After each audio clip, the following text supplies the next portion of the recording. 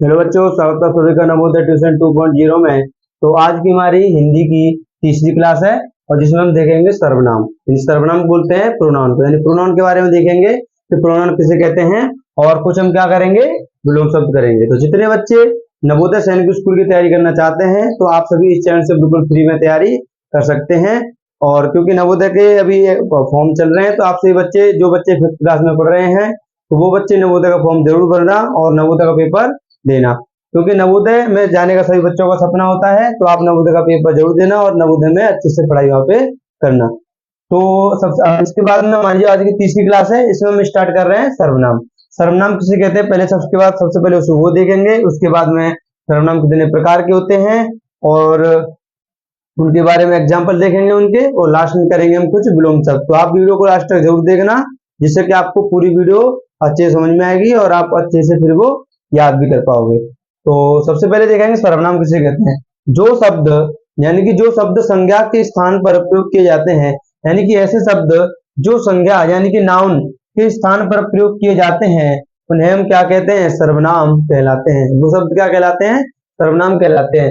यानी कि ऐसे शब्द जो संज्ञा के स्थान पर प्रयोग किए जाते हैं उन्हें हम सर्वनाम कहते हैं। ठीक है, तो जैसे जैसे क्या होगा इसमें, जैसे मैंने लिखा यहाँ पे मैं खुद यानी कि मैं, हम, तुम, आप, वह, वे, etc यहाँ तक और भी इसमें एक्स्ट्रा आएंगे। ठीक है, तो जैसे मैंने बोला मैं, हम, तुम, ये सभी क्या होंगे, ये सभी क्या है, सर्वनाम है। ये क्या है, सर्वनाम। इसके बाद देखते हैं हम चलो सर्वनाम के प्रकार। सर्वनाम कितने प्रकार के होते हैं, तो सर्वनाम 6 प्रकार के होते हैं। कितने प्रकार के होते हैं, 6 प्रकार के, यानी 6 प्रकार के होते हैं सर्वनाम।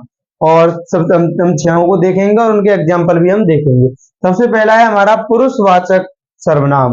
पुरुषवाचक से आपको पता चल रहा होगा कि इसमें किसके बारे में बात की जाएगी, व्यक्तियों के बारे में। यानी कि एक ऐसा सर्वनाम जो व्यक्तियों के बारे में बताए, यानी कि व्यक्ति यानी जो काम कर रहे हैं उनके बारे में बताए, उन्हें बोलते हैं हम पुरुषवाचक सर्वनाम। इसमें कौन कौन आता है, जैसे मैं, मेरा, हम, हमारा, तुम, तुम्हारा, वह, उसका, यानी कि इस प्रकार इसमें भी आएंगे। ठीक है, इसके बाद में हमारा दूसरा है निश्चय वाचक सर्वनाम। निश्चय वाचक सर्वनाम का मतलब क्या होता है,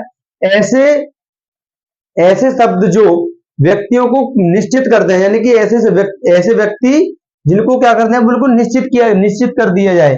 ऐसे व्यक्ति जिनको निश्चित कर दिया जाए कि तो उनको हम क्या बोलते हैं, निश्चित सर्वनाम यानी कि निश्चयवाचक सर्वनाम कहते हैं। जैसे मैंने बोला यह आदमी, तो हमने निश्चित कर दिया कि ये आदमी के इसी व्यक्ति के बारे में बात हो रही है। तो यहाँ पे इससे हम मतलब निकल रहा है यहाँ पे, यानी कि जो निश्चित बात होगी वो किसके लिए होगी, निश्चयवाचक सर्वनाम में आएगी।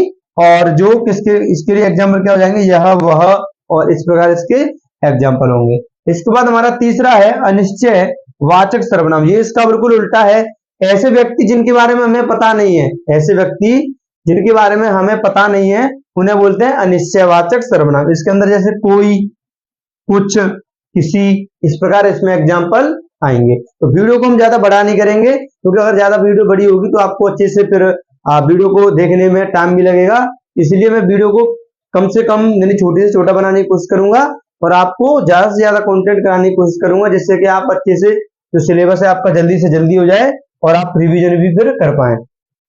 इसके बाद में हमारा अगला है संबंधवाचक सर्वनाम। संबंधवाचक सर्वनाम, संबंधवाचक से आपको दिख रहा है सीधा सीधा, इसमें किसकी बात कर रहा है, संबंध, यानी कि एक ऐसा सर्वनाम जो यानी कि व्यक्तियों या वस्तुओं के किसके बारे में बात करेगा, संबंध के बारे में, उनके संबंध को बताएगा, तो उसे बोलते हैं हम संबंधवाचक सर्वनाम। ठीक है, तो इसमें कैसे आएंगे, जैसे जो करता है सो भरता है, तो इसमें जो सर्वनाम है वो क्या है, यहाँ पे जो है और ये क्या है, यहाँ पे सो, यानी यहाँ पे जो और सो आपको दिख रहा है, ये क्या किसका काम करेगा, यहाँ पे संबंधवाचक सर्वनाम का काम करेगा, क्योंकि यही यहाँ पे बता रहा है संबंध किसका, यानी जो करता है सो भरता है, यानी जो करेगा वही भरेगा। इस प्रकार ये एग्जाम्पल है। इसके बाद में अगला है हमारा प्रश्नवाचक सर्वनाम। प्रश्नवाचक का मतलब आपको सीधा सीधा पता चल रहा होगा कि जिस यहाँ पर प्रश्न किया जाए, ऐसा सर्वनाम जो क्या करे, प्रश्न करे, उसे हम क्या बोलते हैं, प्रश्नवाचक सर्वनाम बोलते हैं। जैसे क्या, क्यों, कब, कैसे, क्यों, कहां, ये सभी किसमें आएंगे, प्रश्नवाचक सर्वनाम में आएंगे। इसके बाद में लास्ट है, सबसे लास्ट में ये क्या है, निजवाचक सर्वनाम। निजवाचक का मतलब होता है स्वयं। निजवाचक वाचक का मतलब क्या होता है, ऐसे व्यक्ति जो खुद के बारे में यानी स्वयं के बारे में बात करेंगे उसे हम बोलते हैं निजवाचक सर्वनाम। इसमें क्या आएगा, जैसे स्वयं, खुद, जैसे मैं अपना खाना स्वयं पकाऊंगा, मैं अपना खाना खुद खाऊंगा, तो यहाँ पे क्या होगा, ये किस में आएंगे, निजवाचक सर्वनाम में आएंगे। तो आपको ज्यादा इसको बस ये देखना है कि ये कितने प्रकार के होते हैं और इनको अच्छे से ध्यान रखना है बस, और ज्यादा इसको डेफिनेशन याद करने की इनकी आवश्यकता नहीं है, इसलिए मैंने बस इनके एग्जाम्पल ही बताए हैं और इनकी जो डेफिनेशन है वो मैंने आपको अच्छे से समझा दी है। ठीक है, बस आपको ये एग्जाम्पल अच्छे से याद रखने हैं और आपको कोई भी आगे समस्या इससे नहीं आएगी। तो आप सभी बच्चे क्या करो, इसको जल्दी से अच्छे से नोट कर लो। इसके बाद में मैं आपको कुछ विलोम शब्द लिखाऊंगा, क्योंकि मैंने जो कल यानी जो पहली क्लास हुई थी उसमें मैंने बताए थे संज्ञा के बारे में, और कुछ मैंने आपको 10 विलोम शब्द भी लिखाए थे। तो आपको वो 10 विलोम शब्द अच्छे से याद होने चाहिए, क्योंकि जिन बच्चों को वो याद नहीं होंगे तो वो नवोदय में जो पेपर आएगा तो वहां पे अगर विलोम शब्द पूछेगा तो वहां पे आप नहीं कर पाओगे। इसलिए आपको विलोम शब्द वहां पे अच्छे से याद करने हैं, और मैं क्लास में याद भी करवाता हूं, तो आपको कोई समस्या नहीं होगी। ठीक है, तो आप सभी बच्चे क्या करें, जब तक जल्दी से इसको नोट कर लो, इसके बाद में मैं आपके लिए 10 विलोम शब्द लेके आऊंगा और आपको वो करने होंगे। तो आप सबसे पहले इसको अच्छे से नोट कर लो, और जो बच्चा नोट नहीं कर पाए वो क्या करो, वीडियो को रोक के अच्छे से नोट कर लेना। ठीक है, अगर वीडियो अच्छी लग रही हो तो वीडियो को लाइक कर लेना, और जो बच्चे चैनल पे नए आए हैं वो चैनल को सब्सक्राइब जरूर कर लेना, जिससे कि मेरी जो प्रत्येक वीडियो आपको सबसे पहले मिलेगी और आप जल्दी अच्छे से अपनी तैयारी को कर पाओगे। आपको एक भी पैसा खर्च नहीं करना है, ये बिल्कुल न्यू बैच है, आज अभी इसकी 3री क्लास चल रही है। जो न्यू फ्री बैच सभी बच्चों के लिए कैसा है, बिल्कुल फ्री बैच है। आपको इसको अच्छे से पढ़ना है यहाँ पर, और अच्छे से पढ़ना है। ठीक है, तो आप जल्दी से इसको अच्छे से नोट कर लो।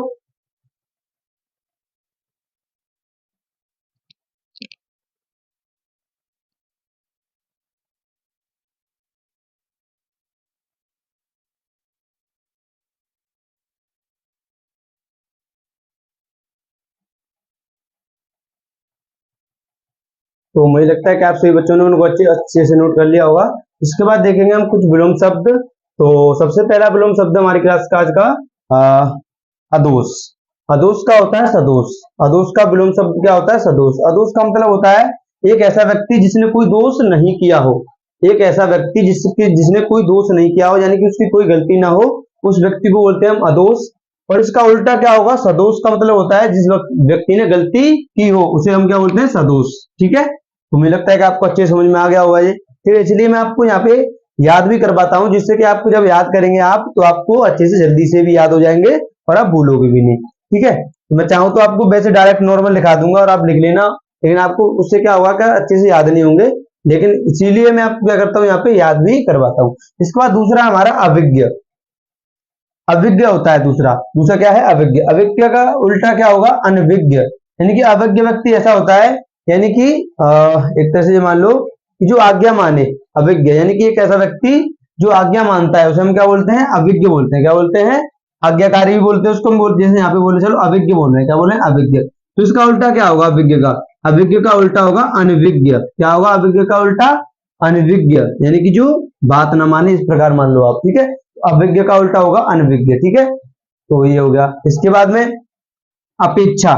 अपेक्षा का उल्टा होता है उपेक्षा, यानी अपेक्षा का जो विलोम शब्द होता है वो क्या होता है, उपेक्षा होता है। उपेक्षा जैसे समझो, अपेक्षा का मतलब क्या होता है, यानी कोई व्यक्ति है, आपको उससे उम्मीद है कि ये व्यक्ति, ये यानी कि आपका कोई मतलब कोई लड़का है, आपको उससे उम्मीद है कि ये लड़का जरूर सक्सेस होगा और नौकरी इसकी लग जाएगी।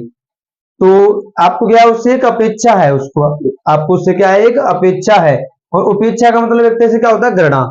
उपेक्षा का मतलब होता है घृणा करना, यानी कि अपेक्षा का मतलब होता है एक तरह से किसी की प्रशंसा करना। अपेक्षा है आपसे, आपको उस पर विश्वास है, और उपेक्षा का मतलब होता है किसी से घृणा करना या किसी पे विश्वास ना होना। एक तरह से उपेक्षा का मतलब होता है घृणा करना एक तरह से। ठीक है, तो इसका उल्टा हो जाएगा, अपेक्षा का हो जाएगा उपेक्षा। बहुत आसान है, अच्छे से याद भी हो जाएगा आपको। इसके बाद ये तो बहुत सरल है, आनंद। आनंद का मतलब होता है एक तरह से खुश होना। आनंद का मतलब क्या होता है, खुश होना। तो इसका उल्टा क्या हो जाएगा, शोक, यानी कि दुखी। तो इसका आनंद का उल्टा क्या होता है, शोक होगा। क्या होगा, शोक यानी कि दुख। इसके बाद होता है आरोह। आरोह का क्या होगा, अवरोह। आरोह का उल्टा क्या होगा, अवरोह। तो आपने मैथ की क्लास अगर मेरी ली होंगी तो आपको समझ में आ जाएगा, मैंने मैथ में बताया आरोह का मतलब क्या होता है, अवरोह का मतलब क्या होता है। क्योंकि मैथ में आरोही और अवरोही क्रम से कुछ यानी कि प्रश्न बनते हैं, यानी कि कुछ सवाल बनते हैं। तो आरोही क्रम और एक अवरोही क्रम होता है। मैंने जो मैथ की क्लास है वहां पे अच्छे समझाया है कि आरोही किसे बोलते हैं और अवरोही किसे बोलते हैं। ठीक है, यहाँ पे भी आप सुनो, आरोह का मतलब क्या होता है, अवरोह का मतलब क्या होता है। तो आरोह का मतलब होता है एक तरह से, यानी कि आगे की बात की जाएगी इसमें। आरोह का मतलब क्या होगा, यानी कि आगे चलने की बात की जाएगी, यानी कि जैसे मैं हूं, आरोह का मतलब होगा मैं आगे चलूंगा, आरोह का मतलब क्या होगा कि मैं आगे चलूंगा, और अवरोह का मतलब क्या होगा, मैं पीछे चलूंगा। कहां पे चलूंगा, पीछे। यानी कि अवरोह का मतलब होता है एक तरह से रोकना, और आरोह का मतलब होता है एक तरह से आगे करना। ठीक है, तो आरोह का क्या हो जाएगा, उल्टा अवरोह हो जाएगा, क्या, अवरोह। इसके बाद अगला है हमारा छठवा, यानी सिक्स, आशा। आशा का मतलब होता है होप, आशा को इंग्लिश में बोलते हैं होप। यानी आशा का मतलब भी इसी तरह से हो जाएगा, यहाँ पे अपेक्षा और अपेक्षा की तरह। ये आशा का मतलब होता है आपको किसी से आशा है कि ये अच्छा लड़का है और अच्छे से पढ़ेगा, इसकी जॉब लग जाएगी। लेकिन निराशा का मतलब होता है एक तरह से दुखी। आशा का मतलब होता है आपको किसी से आशा है, ये या बोल सकते हो आशा का मतलब उम्मीद है, यहाँ पे किसी से आपको उम्मीद नहीं होगी। तो आशा का उल्टा क्या हो जाएगा, निराशा। आशा का उल्टा क्या होगा, निराशा। ठीक है, आशा का उल्टा हो जाएगा निराशा। इसके बाद बात करते हैं हम एकता। एकता का मतलब होता है ग्रुप में रहना, एक कम्युनिटी में रहना। यानी कि जैसे भारत देश है, कैसा देश है, एक अखंड देश है, और इसमें सभी लोग कैसे हैं, जुड़े हुए हैं, यानी कि कैसे हैं, एकता है सभी के अंदर, क्या है, एकता। तो इसका उल्टा क्या होगा, अनेकता। यहाँ पे एकता नहीं होगी, जैसे कि अभी जो बांग्लादेश में क्या है कि वहां पे जो सरकार है छिन्न भिन्न हो गई है वहां पे, और एक तरह से वहां पे एक नहीं है, सभी व्यक्ति कैसे हैं, अलग अलग हो गए एक तरह से। तो वहां पे क्या हुआ है, बहुत दंगा हो रहा है। तो वहां पे मान लो एक तरह से क्या है, वहां पे एक अनेकता छा गई है, वहां पे क्या होगा, अनेकता, यानी वहां पे एकता नहीं है। ठीक है, तो एकता का उल्टा क्या हो जाएगा, अनेकता। ठीक है, इसके बाद अगला है हमारा क्रोध। क्रोध का मतलब होता है गुस्सा। यानी कोई व्यक्ति है, और मान लो कोई व्यक्ति है और उसके किसी ने पैसे चुरा लिए, तो व्यक्ति क्या होगा, वो क्रोधित हो जाएगा, क्या होगा, क्रोधित होगा और गुस्सा हो जाएगा, तो उसे बोलते हैं क्रोध। इसका उल्टा क्या होगा, शांत। यानी कोई व्यक्ति क्रोध है और बहुत ज्यादा चिल्ला रहा है, क्रोध यानी क्रोध में है, गुस्सा है, और इसका उल्टा बिल्कुल क्या होगा, शांत है। यानी कोई व्यक्ति बिल्कुल शांत है, उसको कोई समस्या नहीं, तो उसका क्रोध का उल्टा क्या हो जाएगा, शांत। इसके बाद मैंने लिखा प्रेम। प्रेम का मतलब होता है प्रेम करना। प्रेम का मतलब होता है यानी कि किसी से लगाव होना। जैसे आप सभी बच्चे अपने माता पिता से प्रेम करते हैं, माता पिता अपने बच्चों से प्रेम करते हैं। तो यहाँ पे प्रेम, प्रेम का उल्टा क्या होगा, घृणा करना। प्रेम का उल्टा क्या होगा, एक तरह से घृणा करना। जैसे मैं एग्जांपल दूं कि सभी के माता पिता अपने बच्चों से प्रेम करते हैं, लेकिन जो आपके पड़ोसी होते हैं वो आपसे क्या करेंगे, घृणा करते हैं हमेशा। हमेशा क्या करेंगे, मैं 99% कह सकता हूं कि जो पड़ोसी होते हैं वो घृणा करते हैं, क्योंकि सभी को अपने बच्चे ही अच्छे लगते हैं, दूसरों के नहीं लगते। तो प्रेम का उल्टा क्या हो जाएगा, यहाँ पे घृणा होगा। प्रेम का उल्टा क्या होगा, यहाँ पे घृणा। ठीक है, इसके बाद में अगली बात है, अगला लास्ट है हमारा आज की क्लास का, जन्म।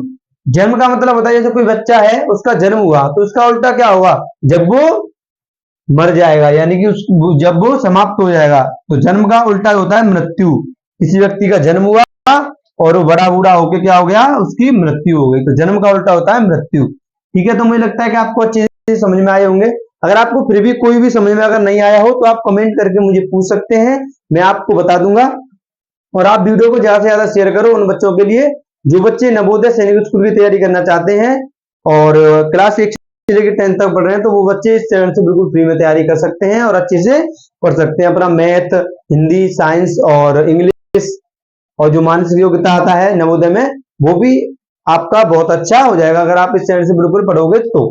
ठीक है, तो देखो मैं आपको एक बात बताऊं, ये चैनल उन सभी बच्चों के लिए मैंने स्टार्ट किया था कि जो बच्चे ट्यूशन नहीं पढ़ पाते हैं, यानी कि जो बच्चे पैसों की वजह से ट्यूशन नहीं पढ़ पाते हैं और नवोदय, मान लो नवोदय की तैयारी करना चाहते हैं लेकिन ट्यूशन नहीं पढ़ पा रहे हैं, तो मैंने ये चैनल उन सभी बच्चों के लिए ही बनाया है। तो आप उन बच्चों को जरूर शेयर कर देना जो बच्चे ट्यूशन नहीं पढ़ पाते हैं और नवोदय की तैयारी करना चाहते हैं। तो इसी के साथ अपनी वीडियो को मैं अब समाप्त करूंगा। अगर वीडियो अच्छी लगी हो तो वीडियो को लाइक कर देना, अगर चैनल पर नए आए हो तो चैनल को सब्सक्राइब जरूर कर लेना और बेल आइकन को दबा लेना, जिससे कि मेरी जो प्रत्येक वीडियो होगी आपको सबसे पहले मिल जाएगी और आप उसको देख के अपने यानी कि अपना सिलेबस अच्छे से कर लोगे और नवोदय में जाने का सपना भी पूरा कर लोगे। तो इसी के साथ अपनी वीडियो को मैं अब समाप्त करता हूँ। सभी को जय हिंद, वंदे मातरम।